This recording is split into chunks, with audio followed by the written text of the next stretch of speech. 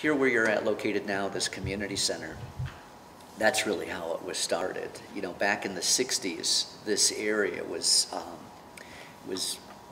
very, I'll just say very Hispanic. I would say about 95% of people that lived on the north side of Lansing were Hispanic. And many of them still tied to the farming community. So all these little towns just north of Lansing, DeWitt, Grand Ledge, Bath, they were all farms. And so, which required farm labor. So many folks would come from Florida and from South Texas to Lansing to ultimately try to gain employment in these farms.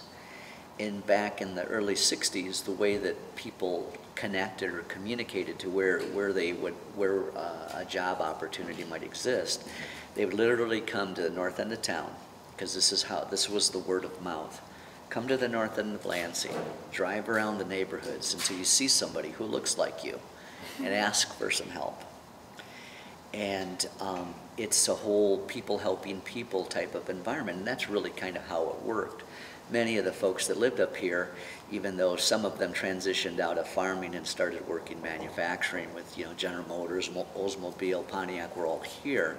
Many were still connected to the farming industry, and they knew of what farms might be hiring. But that informal way of helping each other out existed pretty heavily out here in the north end of town. Now again, back with Cristo Rey, many of these Hispanic families who lived up here and were helping happened to be Catholic. And just a couple blocks away from here is where a church, a Cristo Rey church, existed, where many of these folks went to church.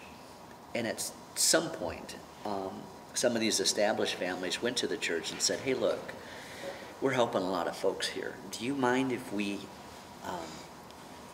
utilize some space in the church to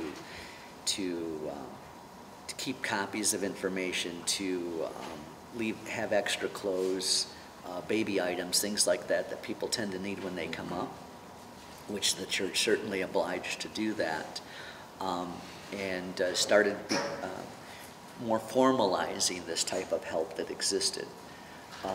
The city involved themselves. They supported some finances to make this possible.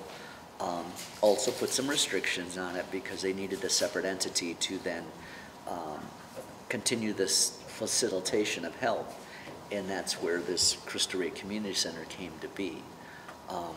You know, lack of marketing expertise, they didn't know what to name this new organization. They were already in Cristo Rey Church, so they said, well, why don't we call it Cristo Rey Community Center?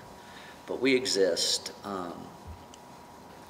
basically to help others, and that was true back in the 60s, and that is very true today.